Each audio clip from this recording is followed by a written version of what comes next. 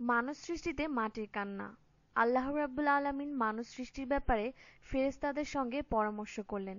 দুনিয়াতে তার প্রতিনিধিত্ব করার জন্য হযরত জিবরিল আলাইহিসসালামের মাধ্যমে হযরত আদম আলাইহিসসালামকে মাটি দ্বারা সৃষ্টি করেন।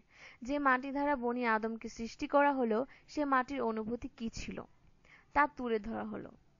হযরত ওয়াহাব ইবনে মুনাব্বিহ রাদিয়াল্লাহু আনহু বলেন, আল্লাহ তাআলা যখন হযরত আদম আলাইহিসসালামকে সৃষ্টি করার ইচ্ছা পোষণ করলেন, তখন মাটিকে অবহিত করে বললেন, হে মাটি, আমি তোমার থেকে এমন এক জাতি সৃষ্টি করব যাদের মধ্যে আমার অনুগত ও নাফরমান উভয় ধরনের লোক হবে।